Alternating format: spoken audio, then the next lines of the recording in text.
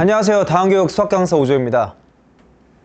네, 이번에 7월 5일 이제 수학시험 끝나고 이제 수원 아이들 이제 기말고사 끝났잖아요. 좀 어땠는지 조금 이 정보 빠르게 전달 드리려고 하고, 그 다음에 이제 여름방학 수업 관련해서도 말씀드릴 건데 매우 간략하게 드릴 거가, 이 뒤에 거 같은 경우는 영상을 사실 이미 6월 초에 미리 촬영해서 유튜브에 한번 이제 올렸었고, 그래서 감사하게도 궁금하시다면 추가로 찾아볼 수 있기 때문에 이건 좀 간략하게 말씀드릴 예정이에요. 그래서 2학년 이번에 수학 기말고사가 어땠는지가 이제 중점적으로 좀 촬영 여기에 맞춰서 할 거고요. 그 다음에 아직 아이디들 시험 끝나려면 다음 주 수요일 10일 되어야 하죠. 그래도 수학이 어땠는지 좀 궁금하시지 않을까 해서 좀 최대한 빠르게 찍으려 하고 있고, 오늘 이제 5일 금요일에 찍으면 이제 6일 토요일이나 아니면 7일 일요일쯤에 이제 발송될 걸로 보고 있습니다. 자, 그러면은 이제 아이들 수학시험 어땠나 이제 바로 얘기 드릴게요. 자, 요게 이제 잘못 나요. 요 기말고사인데 뭐 어쨌든 자, 아이들 반응은 좀 갈렸어요. 이제 많은 학생들이 이번에 좀 어렵다 라고도 얘기했고, 어떤 학생 무슨 말이냐, 쉬웠다, 이렇게 갈렸는데 아마 그 이유는 그거일 것 같아요. 결과적으로 이번 시험도 수기미에서 많이 나왔어요. 수능 기출의 미래 EBS. 근데 좀 앞번호대에서 많이 나왔고, 그리고 이것도 있었던 것 같아요. 변별력이 있었던 문항은 결과적으로 수능 기출의 미래에서만 나왔던 게 아니에요. 근데 이제 원래 두 번째 페이지 정도에서도 굉장히 빠르게 풀리는 문항들이 거기에 구성되어 있어 시간을 좀 세이브할 수 있게 돼 있는데, 거기에 그래도 난이도가 높은 수능 기출의 미래 문제가 들어가 있어서 아이들 현장에서는 시간이 좀 빡빡했을 거다. 그래서 이번 시험이 비교적 어렵게 느껴졌을 거다 라고 저는 개인적으로 예상을 하고요.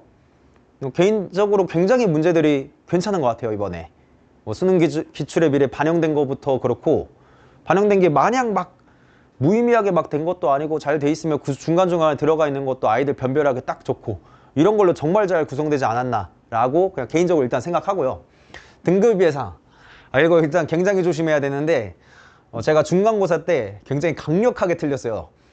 그때 일단은 중간고사 때가 이제 솔직히 수능 기출의 미래에서 숫자만 바꾸어서 확 나온 게 너무 많았고, 그러니까 뒤에 거에서도, 그리고 이제 특정 어떤 문항이 뭐 그대로 나왔고 이런 케이스가 있어서 굉장히 등급이 컷이 높을 거라고 개인적으로 예상했는데 정말 제대로 틀렸었거든요. 심지어 아이들 서술형에서도 감점이 엄청나게 발생을 했었어요. 그래서 이번에 조금 보수적으로 저 혼자 이렇게 딱 결정한 게 아니라 이제 상위권 아이들 한 명 한 명 털면서 좀 그렇게 하면서 조금 더 이제 데이터를 신뢰하실 수 있게 이렇게 해서 말씀드리겠습니다. 근데 어쨌든 제가 좀 웬만하면 좀 많이 맞춰왔지만 중간고사 때 좀 확실하게 확 틀렸던 적이 있다. 요거는 일단 말씀드릴게요. 그래서 이제 제 개인적인 의견으로 봐주시면 될 것 같고요. 일단 60점 만점에 제 예상에 52점 정도가 1컷이 되지 않을까 하고 생각하고 있습니다. 물론 그보다 낮을 수도 있겠죠. 특히나 이제 1학기 같은 경우 이제 중간 기말 합산으로 봐야 되니까 기말만 보는 게 딱히 의미가 없을 수는 있는데, 일단 기말만 보자면은 52 정도 될 것 같아요. 왜냐하면은 50점대가 생각보다 좀 꽤 있을 거예요. 그러니까 중간고사 때가 50점대가 아니어도 이번에 나온 케이스가 좀 저희 반만 해도 좀 있거든요. 그래서 아이들 공부 잘 했으면은 어떻게 보면 되게 쉽게 이렇게 넘어갈 수 있는 부분들이 많다고 생각해서, 그렇다고 전체 시험지가 쉬웠냐면 또 그것도 아니고, 그러니까 중간고사 때는 1컷은 예상보다 낮았지만 아이들 점수 굉장히 몰려 있었거든요. 근데 이번에는 구분이 확 되지 않을까 싶습니다. 어쨌든 이번 1컷만 보면 한 52 정도, 그러면 2컷은 한 46에서 47 쪽에서 형성되지 않을까 예상하는데, 근데 이게 또 아이들이 서술형에서 얼마나 다 같이 많이 감점되냐에 따라서 확 달라질 수가 있어요. 일단 요거는 조금 밑밥으로 이렇게 전제를 좀 깔아 두겠습니다. 어쨌거나 아이들이 서술형에서 본인의 예상과 확 다른 점수를 받는 게 아니라면 1컷이 52, 2컷은 한 46에서 47 이 정도 나오지 않을까 싶고요. 그래서 수능 기출의 미래 요거 반영은 어땠냐? 높았습니다. 심지어 서술형 마지막 거는 여기에서 이제 점화식 파트에서 수학적 귀납법, 점화식이라는 말은 잘못했고요. 수학적 귀납법에서 그냥 박스에 있었던 걸 이제 풀어내는 형태로 나왔었고, 이제 시험 보기 전에 아이들한테 얘기했어요. 왜냐면 갑자기 이제 서술형 점수가 5점 5점으로 바뀌었고 학교 공지에서 이제 서술형 과정이 중요하다 이렇게 말하신 거 보고 왠지 증명 좀 나올 수 있을 것 같다. 직보날 이렇게 얘기했고 그리고 웬만하면 수능 기출의 미래에서 이렇게 증명하는 과정들 박스들 좀 잘 읽어봐라 라고 얘기를 했거든요. 얼마나 이거를 재원생들이 잘 지켰을지 모르겠는데 그러니까 기존의 부교재를 잘 본 친구는 서술형에서는 그렇게 크게 어려움이 없지 않았을까? 라고 개인적으로 생각합니다. 자, 요게 이제 조교 친구들 통해서 이제 같이 좀 조사한 건데 그러니까 요거 이제 번호만 쫙 다 넣어놨고 결과적으로 이 모의고사 반영이 굉장히 높았다는 거예요. 굳이 수능 기출의 미래에 있거나 없거나. 13번 같은 경우에 사실상 이제 뭐 원그림만 없다 뿐이지 이 그림이 결과적으로 요거랑 같은 거였고 뭐 14번, 그 다음에 15번 갑자기 수능 특강이니까 좀 그렇긴 한데 어쨌든 푸는 방식에 있어서 여기 이제 유사한 게 있었고 뭐 이렇게 쭉 갈 수 있었다고 볼 수 있어요. 단답형 3번도 사실 많이 본 그림이고 사실 수업 시간에 다룬 그 문제 중에 하나이기는 해요. 그런 그림을 타학교 내신에 나왔었어 가지고 그림만. 자, 그래서 이번에 아이들이 완전 처음 보는 형태다 하는 게 있긴 있었지만 생각보다 많지 않은데 묘하게 잘 안 풀리고 시간이 부족한 한마디로 변별이 잘 되는 그런 시험이었을 거다라고 보고 있습니다. 자, 그럼 주요 문항 해설을 드릴 건데 아이들 딱 여기서 많이 갈렸어요. 단답형 객관식 13, 객관식 14, 객관식 15, 단답형 1이 거기에 왜 들어간지 모르겠는데 단답형 1번 그리고 단답형 4번입니다. 서술형 2번은 만약에 뭔가 많이 까였으면은 개인적으로 좀 불성실이라고 보시는 게 맞아요. 왜냐하면 어쨌든 수능 기출의 미래에 있었으니까. 자, 그러면 13번부터 가겠습니다. 그림은 좀 생략했고요. 자, 일단 핵심만 딱 짚어보면은 자, 딱 이 관계인데 근데 이게 세타면 여기 파이 마이너스 세타 마주보는 거 그럼 당연히 여기 세타 되고 여기 각 공유하니까 EDC 그리고 ABC 닮음입니다. 이제 넓이비가 결국 1대 크게 4라서 길이비가 1대 2예요. 여기 x라고 두면 이렇게 2x, 여기 y라고 두면 이렇게 2y, 여기 10이니까 여기 5 되고요. 그럼 여기가 2x-y, 여기가 2y인데 걔네들이 같다고 했으니까 x 대 y가 3대 2라는 게 나옵니다. x 3k, y 2k 두는 순간 끝나요. 그럼 코사인 세타를 일단 여기서 한번 해요. 5 곱하기 3k 분의 2 곱하기 5 곱하기 3k 분의 제곱 제곱 마이너스 제곱 나타내고 좀 조그맣게 적었어요. 방식만 어쨌든 얘기 드리면 되니까. 여기 길이까지 나와 있으니까 여기서 다시 한번. 여기가 4K라고 표현되니까 2 곱하기 10 곱하기 4K분의 뭐 제곱 제곱 마이너스 제곱해서 표현하고 둘이 같으니까 쫙 풀어내면 K가 2라는 거 나와서 모든 길이가 다 나오고 여기 코사인 세타의 값이 나오니까 여기 사인 세타의 값도 나와서 사인 세타분의 마주보는 변의 길이 하면 타겟팅 삼각형의 외접원 지름 나오기 때문에 뭐 반지름 제곱 구할 수 있습니다. 근데 아마 현장에서는 이게 체감 난이도는 가장 높지 않았을까 개인적으로 생각하는데 뭐 다를 수 있습니다. 근데 아이들 이게 좀 많이 어려웠을 거예요. 자, 그리고 14번인데 요거는 수능 기출의 미래에서 모든 조건까지 그냥 다 똑같이 나왔어요. 이 부등식까지 이게 A4, A5인 것까지 갖고 나아 조건도 갖고 이 점화식 자체도 갖고 다만 뭐가 달라졌냐 A1 값 중에서 최대값, 최소값만 원래는 물어봤으면 여기서는 그걸 제외하고 물어봤으니까 결국 이 문제에 대해서 A1까지 쭉 깊이 조사해봤냐 굉장히 괜찮죠. 어차피 잘 공부했으면 그 부분 정도는 공부해놨어야 됐다고 생각을 하고 애초에 전 수업할 때 A1 값 다 물어볼 수 있다 라고 했거든요. 그래서 전날에 요거 다시 한번 쭉 풀어봤으면은 익숙하게 금방 가지 않았을까 싶어요. 근데 충분히 분석하지 않았으면 시간이 무한정 빨려가는 그런 문제가 됐겠죠. 어쨌든 해설을 좀 가보면 이런 식으로 두는 게 맞다.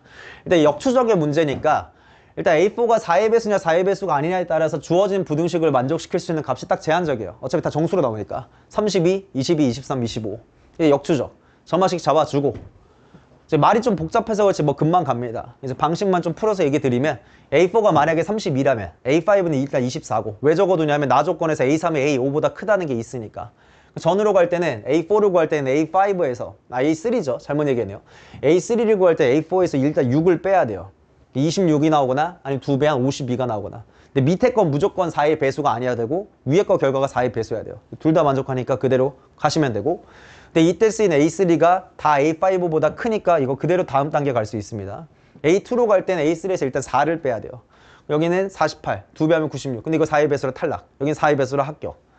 자, 제가 보여주려고 이렇게 갈래길로 다 쓴 거지 실제 풀 때는 일단 뺀 거는 4의 배수 탈락시키고 하면서 바로 그냥 일자로 적었을 거예요.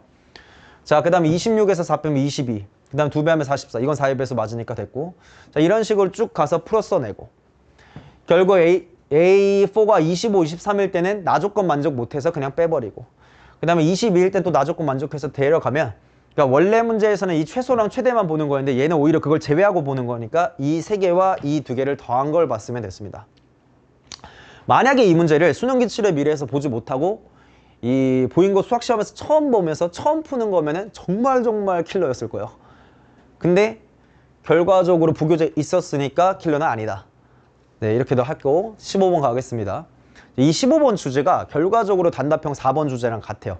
그래서 이제 같은 주제의 문항이 2개가 나왔고, 요거는 이제 수특이나 이런 거에서 연습시키는 문항이 어쨌든 좀 있다. 기본적으로 이런 점화식이 나오면 n과 n 플러스 1번째 혹은 n과 n 마이너스 1번째 비교하면서 뺏어 보는 게 거의 너무 기본이거든요. 이렇게 해서 이렇게 n 플러스 1까지 한 점화식에서 n까지 한 점화식을 빼면 이렇게 나오고, 정리하면 이렇게 되는데 양배를 나눠주면 n 플러스 4분의 a, n 플러스 1은 n 플러스 3분의 an이 나와요. 그럼 이게 뭐냐면 얘네들이 이미 n에 대해서 같다는 건 단계를 하나 줄이면 분모에서도 정확하게 n이 1 빠진다는 거죠. 그럼 이게 분자가 a1이 될 때까지 쭉 하시면 돼요.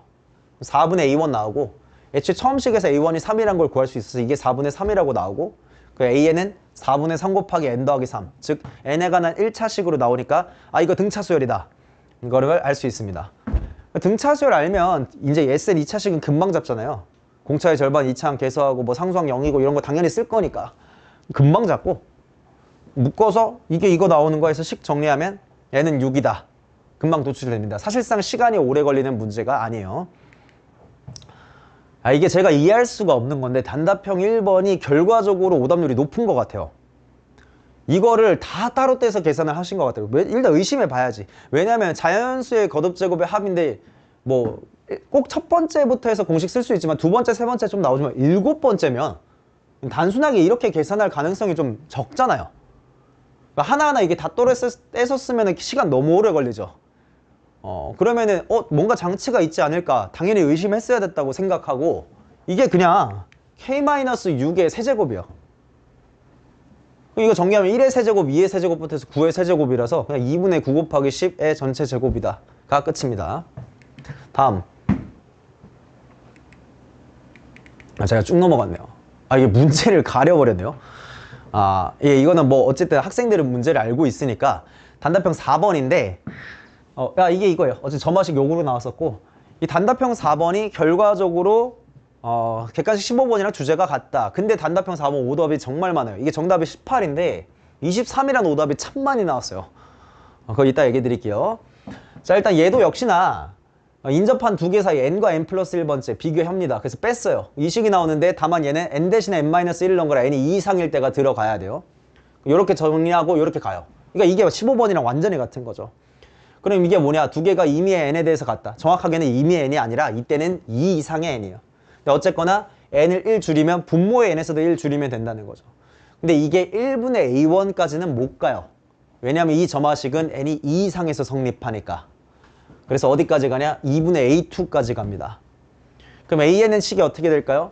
일단 기존 점화식에서 양변에 n1 대입하면 a1, a2가 같다고 나옵니다. 자, 그러면 일단 an은 2분의 a2가 a1이니까 2분의 a1 n라고 1차식이 나와요. n이 2 이상일 때. n이 1일 때는 그냥 a1이죠. 그러니까 an은 첫 번째 항을 제외하면 등차 수열인 거예요. 그러니까 첫 번째 항만 예외로 들어가는 거 수열 문제를 풀다 보면 당연히 많이 보는 거라서 이게 뭐 그렇게 결과적으로 많이 낚였더라고요. 뭐 어쨌든 여기에서 아이들이 많이 굉장히 변별이 됐다 얘기를 드릴 수가 있고, an분의 an 더하기 4의 2배 정리해보면 이게 n이 1이 아닐 때와 1일 때 이렇게 나눠서 가요. 근데 이걸 정리 안 한 친구들은 일단 이게 빠진 거죠. 이게 빠지고 여기에다 n에 1을 집어넣은 10까지 추가로 나와서 기존 위에 거에 5를 더한 게 아니라 10을 더해버려서 23이 나왔을 거예요. 그럼 틀리는 거죠. 답은 어쨌든 18이다. 여기서 굉장히 많이 변별됐다. 자, 그러면 좀 정리해서 얘기 드리면 이제 어떻느냐. 정리해서 얘기를 드리면 일단 친구들 같은 경우에 이번 기말고사가 쉽다 어렵다 반응 많이 갈렸고, 제가 보기엔 결과적으로 좀 어렵다 반응이 일단 맞는 것 같아요. 쉽게 느껴서 잘 봤으면 잘한 거고, 이제 기말만의 1컷은 52 예측하고, 예, 그렇게 이제 좀 볼 수 있겠다. 근데 제가 한번 어쨌든 좀 틀렸던 전적이 있으니까 개인적인 의견으로 좀 봐주시면 될 것 같습니다. 네, 이렇게 해서 이제 기말고사까지의 정보는 끝났고요. 그 다음에 기말고사 끝나고의 정보인데, 요거는 사실상 한번 전달을 드렸어가지고 좀 간략하게 넘어갈게요. 네, 요거는 전에 보셨던 분들을 위해서 사실은 좀 똑같이 가져왔는데 이게 좀 바뀌었어요. 왜냐하면은 이제 아이들이 이제 확률까지만 하기에 좀 불안하신 경우가 좀 많으신 것 같아요. 이번에 처음으로 사실상 도입되는 거잖아, 확통이 2학년 때. 그래서 여기 3회차 원래 일요일에 시작해서 3회차였던 걸 그보다 이틀 땡겨서 12일 금요일부터 시작해서 5회차로 제가 바뀌었고요. 확률까지만 끝나는 게 아니라 확률과 통계입니다.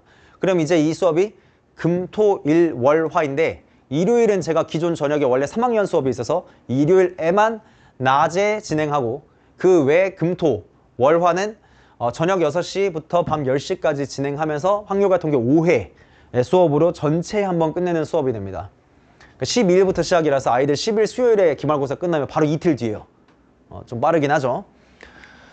자, 하고 뭐 개강 언제 한다 이렇게부터 해서 하는 정보 매우 그냥 간략하게 가겠습니다. 왜냐하면 이게 기존에 한번 이제 얘기를 드렸던 거라. 자, 7월 19일 금요일 이렇게 시작해서 요때부터 이제 수트 진도 나갑니다. 그러니까 확률 특강을 제외하고 확통 특강을 제외하면 이제 7월 19일이 정식적인 개강에 맞고요. 이때부터 이제 수트 진도 나가기 시작하고요. 하이퍼반은 이제 뭐 입반 테스트 있고요. 수트 중간 범위. 그 다음에 내신 2등급 이상. 이제 1학기 종합부로 보여줘야 돼요. 이제 내신 2등급 이상은 무시험 입반 가능하다. 자, 그 다음에 뭐 여름방학 이후에는 간략하게 갈게요. 여름방학 이후에는 이제 하이퍼반 같은 경우에는 수트 100%가 아니라 수트 70%의 확통 30%의 당긴 수업을 진행될 거고, 자, MD밤은 기존 화금에서 이제 방학 이후에는 이제 2학기부터는 화요일, 일요일로 분화되어서 화요일은 수투, 일요일은 미적분 하게 되는 프리수능반으로 전환된다. 이렇게 얘기 드리고, 뭐 거기 시스템에 관해서는 좀 사실 얘기들이 할 게 많은데 요거는 그전 영상들이 있어요. 그래서 이거는 그러니까 궁금해 해주시면 매우 감사드리고, 그거는 기존 촬영했던 영상이 있기 때문에 그 파트를 보시는 게 조금 더 도움이 되실 거라고 생각하고 영상은 최대한 간략하게 마무리하려고 합니다.